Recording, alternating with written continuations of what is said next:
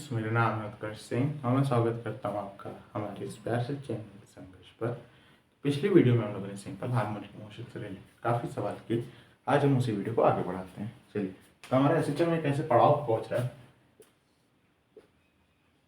कि हम बस सवाल ही कर रहे हैं आगे बढ़ते बढ़ते नए नए लेवल के। ठीक है, बेसिकली इस चैनल का मतलब आपको सवाल देना ही है। सवाल मतलब आपको मटेरियल कहीं से भी मिल जाता है, वैरायटी के सवाल देने की कोशिश है एक। चलिए, तो सवाल पहला एसएचएम का यही है कि मान लीजिए एक स्प्रिंग है।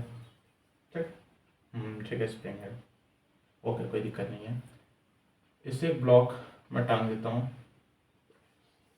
यहाँ पे मैं ऐसे ही कर देता हूँ और इसकी जो नेचुरल और मतलब एसएचएम करा होगा इससे, तो जो फ्रीक्वेंसी आएगी उसको मैं F0 दे दे रहा हूँ। ठीक है, जो फ्रीक्वेंसी आ रही है वो F0 है। बहुत अच्छा। अब मैंने क्या किया, अच्छा इसकी लेंथ L है, बात का ध्यान रखिएगा। अभी जो स्प्रिंग है इसको मैंने कट किया, एक पार्ट की लेंथ मैं XL ले रहा हूँ, दूसरे पार्ट की लेंथ क्या होगी L minus XL, L common 1 minus x into L, है ना। इसको ऐसे कट किया कि एक पार्ट की लेंथ XL आ रही है, एक पार्ट की लेंथ 1 माइनस एक्सएल आ रही है। ठीक है, और मास भी ऐसे ही डिवाइड हो गया कि एक पार्ट का मास mx आ रहा है और दूसरे पार्ट का मास 1 माइनस एक्स इंटू एम आ रहा है। जिसको आप ऐसे भी देख सकते हो, कैसे भाई L लेंथ का मास m है, यूनिट लेंथ का मास क्या होगा m by L, XL length का मास क्या होगा m by L into XL, S L कटा, वैसे एम एक्स आ रहा है और 1 माइनस एक्स इंटू एम आ रहा है। अब हमने क्या किया कि ये जो स्प्रिंग थी ये वाली, जो जिसकी लेंथ ये है ना, बात समझना मैं क्या कह रहा हूँ। अब आपके पास जो स्प्रिंग है ये वाली, इसको आपने इस मान से टाई कर दिया, बात समझ रहे। अच्छा, मास हम पूरे स्ट्रिंग का है, इस बात का ध्यान रखना चाहिए था। ब्लॉक नहीं है यहाँ पे, मास एम जो है स्ट्रिंग का मास है, इसको हम लोग ऑसिलेट करा रहे हैं नेचुरल फ्रीक्वेंसी में कोई भी, तो ठीक है। एक्सेल में काटा, इसको इससे लटका दो, इसको इससे लटका दो और जो फ्रीक्वेंसी आए वो बतानी है आपको। अगर किसी को डाउट आ रहा हो तो मैं वापस से क्वेश्चन रीड कर देता हूँ। एक स्प्रिंग थी, आपने इसको एक एक्सएल लेंथ में कट किया तो दूसरे लेंथ का पार्ट ये हो गया। वैसे ही मास इसका ये होगा, इसका मास ये होगा। अब मैं कह रहा हूँ कि अब जब ये मास है तो इसको एक ऑब्जेक्ट कंसिडर कर लो, मतलब एक ऑब्जेक्ट है इतने मास का, बात समझ लो, एक ऑब्जेक्ट है इतने मास का, ऑब्जेक्ट कंसिडर कर लो और इसे इसकी इससे कनेक्ट कर दो। ये जो मास है इसको एक ऑब्जेक्ट कंसिडर करके इससे कनेक्ट कर दो और जो इंडिविजुअल फ्रीक्वेंसीज आएंगी उस वो बताओ कितनी आएगी। ठीक है, कोई सोचे सर स्प्रिंग में कैसे कैसे मास वास ले आ रहे हैं, तो चलिए इसको मास कंसिडर कर लीजिए एक ऑब्जेक्ट की तरह। चलो, और अच्छे। तो बेसिक कंसेप्ट इसका ये होता है कि भैया अगर इसका के मान लिया जाए, हाँ के मान लेते हैं, तो आपके पास के है, ठीक है। के एल हमेशा कांस्टेंट होता है, के इंटू एल, ठीक है। तो जैसे इसका एक्स एल है, ठीक है। फिलहाल इसकी भी कोई ज़रूरत नहीं है मुझे, काम तो हो जाएगा, कोई दिक्कत वाली बात नहीं आ रही। हाँ जी, तो के एल है, तो के एल को मैं एक्स एल से करूँगा, ठीक है भाई। के स्प्रिंग कांस्टेंट, अच्छा एक्सएल अभी इसका दिखाया नहीं, एक्सएल तो लेंथ है के वन, ठीक है। यहाँ तक बात समझ में आई, कोई दिक्कत। ये मैंने पिछली वीडियो में बता रखा है कि भैया के एल कांस्टेंट रहता है, इसकी लेंथ एक्सएल है, इसका स्प्रिंग कांस्टेंट के वन मान लेता हूँ। एल से एल जाएगा, के वन की वैल्यू के बाई एक्स आ जाएगी, बात समझ में आई। वैसे इसका क्या होगा, जैसे अगर मैं स्प्रिंग आप बताऊँ, वाई 1 माइनस एक्स एल के टू बराबर के एल, एल से एल कटेगा, के टू की वैल्यू के अपॉन 1 माइनस एक्स हो जाएगी। इतनी बात पहले नोट कर लीजिए आराम से, कोई दिक्कत नहीं, स्क्रीन क्लियर आ रही है, बिल्कुल बिल्कुल। तब हम लोग ये जोड़ देते हैं, ओमेगा की वैल्यू क्या होती है, अगर एक सिंपल केस के लिए देखें तो रूट के बाई एम होती है। तो चलिए एक बार हम लोग इसको इससे जोड़ने वाले हैं, देखते हैं क्या आता है। ओमेगा रूट के की वैल्यू क्या आ रही है इसकी, एक्सएल वाले की के बाई एक्स आ रही है, के बाई एक्स आ रही है। एम कितना जोड़ा है आपने, ये वाला, तो एम जोड़ देते हैं 1 minus x m, 1 minus x m, ठीक है। ये ओमेगा आ रहा है, एक बार इसका ओमेगा निकालते हैं। ओमेगा निकालोगे इसका, इसका क्या आ रहा है भैया, के आ रहा है, इसका जो आ रहा है के अपॉन 1 माइनस एक्स आ रहा है, और इसका मास क्या आ रहा है, एम एक्स आ रहा है, एम एक्स। तो आप देख सकते हैं एक बढ़िया रिजल्ट कि दोनों का जो ओमेगा आ रहा है, जो एंगुलर फ्रीक्वेंसी आ रही है, बिल्कुल सेम आ रही है। तो जो फ्रीक्वेंसी आएगी बिल्कुल सेम ही आएगी दोनों की। चलिए फ्रीक्वेंसी निकाल लेते हैं, क्या दिक्कत है। तो भाई एफ नॉट को आप लोग क्या लिखते हो, नहीं हाँ 2 पाई एफ नॉट को ओमेगा लिखा जाता है ना, 2 पाई एफ नॉट को ओमेगा लिखा जाता है भाई। ठीक है, बिल्कुल सही बात है। हम लोग बोलेंगे 2 पाई एफ नॉट को मैंने क्या लिखा था, ओमेगा बराबर रूट के बाई एम। क्या बात है, जो इनिशियल वाला था के, दिखा देते हैं इसे, देख लो आराम से, इसको अच्छे से दिखा दें।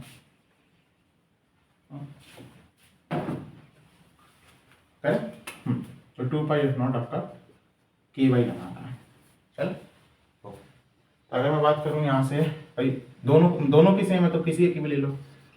2 पाई एफ मान लेता हूँ जो आ रही है, उसको मैं क्या करूँगा, रूट में के by m 1 minus x x, ऐसा कुछ है। क्या करते हैं, डिवाइड कर देते हैं, हाँ तो डिवाइड कर दो भैया, ठीक है। 2 पाई से 2 पाई कट जाएगा, रिलेशन यहाँ पे अच्छे से दिखाते हैं। एफ नॉट बाई एफ बराबर root k by m into root m by k x times 1 minus x. थोड़ा सा बीच में आ जाता,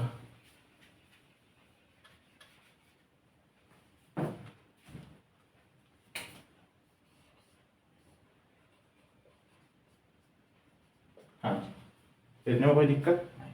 क्या करते हैं, रूट एम से कट जाएगा, रूट के से रूट के कट जाएगा। तो अगर मैं एफ को उधर भेज दूँ तो एफ नॉट अपॉन रूट में एक्स टाइम्स 1 माइनस एक्स, और ये दोनों की आएगी क्योंकि ओमेगा दोनों का सेम है। चेक कर लीजिए, किसी का ये आंसर आ रहा है तो काफ़ी अच्छा आंसर आ रहा है, ठीक है। बात समझ में आई जी, बिल्कुल। एफ बराबर f naught upon root x times 1 minus x, बढ़िया सवाल। चलिए तो हम आगे बढ़ते हैं, कर दूँ, देख लो, कोई डाउट हो तो प्लीज़ कमेंट सेक्शन में पूछ लीजिएगा। हाँ तो फिर से मैंने बोला कि मैंने यहाँ पे बोला था ऑब्जेक्ट कंसीडर कर लीजिए फिर उसको, नहीं तो आधे लोग कहने लगेंगे कैसे लटका रहे हो, स्प्रिंग का स्प्रिंग से लटका रहे हो। एक ऑब्जेक्ट कंसीडर कर लेना, नहीं तो वो अगला वो स्प्रिंग में खुद एक्सटेंशन आ जाएगा ना। बिल्कुल सही बात, इसे एक ऑब्जेक्ट कंसीडर करके करना। चलिए नेक्स्ट इंपॉर्टेंट पॉइंट जो है, नेक्स्ट इंपॉर्टेंट सवाल जो है वो क्या है, जैसे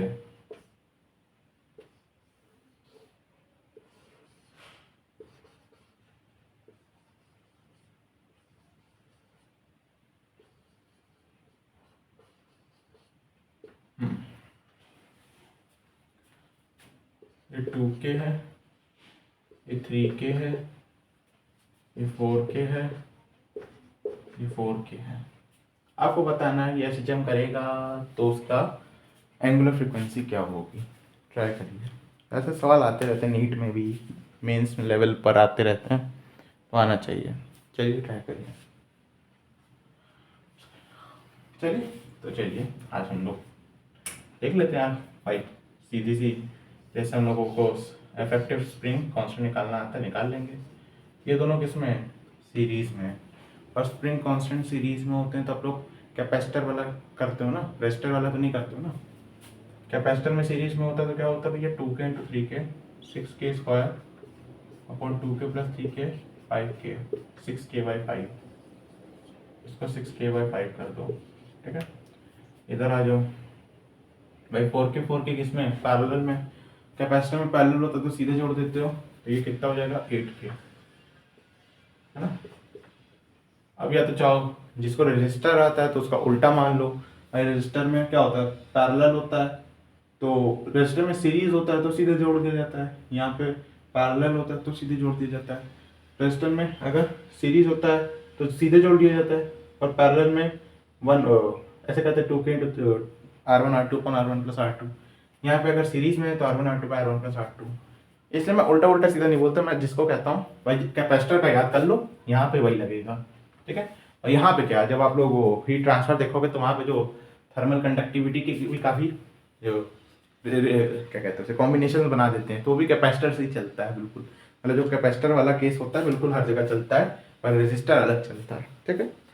तो 8K हो गया, 6K/5 हो गया, दोनों किस में है भाई, पैरेलल में है।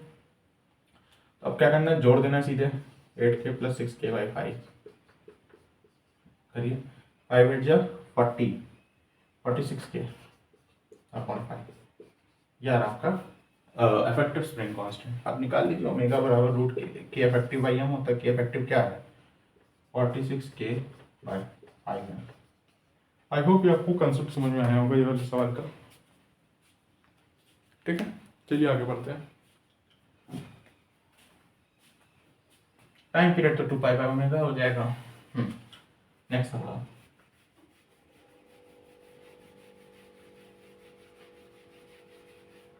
इसको रखा देते हैं।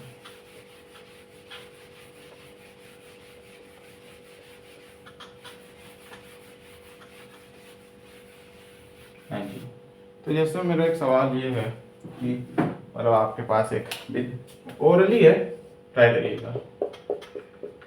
आपके पास एक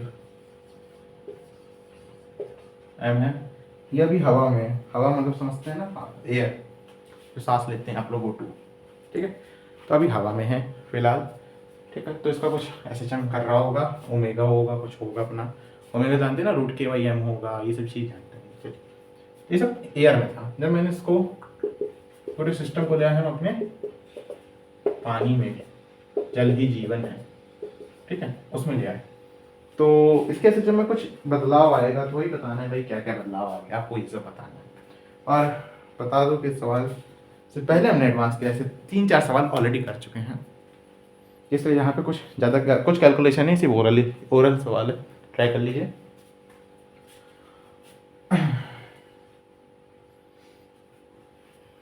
ओके, चलिए हम बताते हैं। तो जब पानी में आएगा तो उस सिचुएशन को एनालाइज करते हैं। पानी में डूबा हुआ है बिल्कुल ये ब्लॉक, क्या होगा भाई, खिंचा तो होगा अभी भी, ऐसा थोड़ी ना पानी में खींचना बंद कर देगा, नीचे mg तो लगेगा। mg आपकी एक ऐसी फोर्स है जो हर फ्रेम में लगती है, मतलब नॉन जो आपकी इनर्शियल फोर्सेज होती हैं, नॉन इनर्शियल फ्रेम में भी बिल्कुल वैसे ही लगती हैं, है ना। अब मान के चलना आपको inertial inertial frame non inertial frame आता होगा, mg नीचे जा रहा है। अच्छा, नई फोर्स कौन सी आ जाएगी ऊपर की तरफ, v/ρg, क्या होता है ये, अब थ्रस्ट। v क्या होता है, volume of body submersed, rho density of liquid, यहाँ पे पानी, into g acceleration due to gravity. एक फोर्स ऊपर आ रही है, क्या ये फोर्स कांस्टेंट है, हाँ जी बिल्कुल, क्योंकि जब तक ये पानी लगभग ये पानी में ही है, पानी में ऑसिलेशन हुआ, ऐसा ना कि पानी के ऊपर निकल जाएगा, ऐसा नहीं होगा, तो पानी में ही है। और v/ρ लग रहा है। तो क्या होगा सर इसके ऑसिलेशन पे, तो देख सकते हैं भाई v/ρ कांस्टेंट है, पूरी फोर्स आपकी अपथ्रस्ट जो भी आएगी ये पूरी कांस्टेंट फोर्स आ रही है, ठीक है। और हमको एक चीज पता है कि कभी भी कांस्टेंट फोर्स आती है तो हमारा क्या ओमेगा कभी चेंज होता है, कभी नहीं। ओमेगा को चेंज करने के लिए डिस्टेंस प्रोपोर्शनल फोर्स आनी चाहिए। डिस्टेंस प्रोपोर्शनल फोर्स समझते होंगे, मैंने समझाया पिछली वीडियोस में भी, ठीक है। यानी कि जो फोर्स एक्स पे डिपेंड कर रही हो तब ओमेगा चेंज हो जाएगा, लेकिन ये कांस्टेंट है, इससे आपकी मीन पोजीशन बदल सकती है। हाँ, मीन पोजीशन बदल जाएगी, बिल्कुल बदल जाएगी, लेकिन ओमेगा वही रहेगा। ओमेगा वही रहेगा तो क्या वही रहेगा, टाइम पीरियड वही रहेगा। टाइम पीरियड वही रहेगा तो क्या वही रहेगा, फ्रीक्वेंसी वही रहेगी। इन 3 क्वांटिटीज में कोई बदलाव नहीं आएगा। क्या ये बात समझ में आती है, तो चाहे पानी में डालें किसी और में भी डालें, लेकिन ये 3 चीज वही रहेंगी हर एक सिस्टम के लिए, ओके। तो आई डोंट थिंक सो कि कोई दिक्कत आई होगी इसमें। अपथ्रस्ट बहुत बढ़िया चैप्टर था, हमने क्लास 9 में पढ़ा था, 11 में भी पढ़ा है। 11 में तो उसमें पढ़ा था फ्लूइड मैकेनिक्स के अंदर, फ्लूइड मैकेनिक्स बहुत बढ़िया चैप्टर है। बर्नौलीज थ्योरम और क्या क्या आता है, इक्वेशन ऑफ कंटिन्यूटी, बहुत बढ़िया कंसेप्ट्स हैं। चले, तो ये सब चीज़ें आपके साथ हुए, आपके लिए आपने कर दिया आई होप सो। तो अगली वीडियो में मिलते हैं। इन क्वेश्चंस को ट्राई करते रहिए, कहते रहिए, हंसते रहिए, पढ़ते रहिए। ओम साई राम।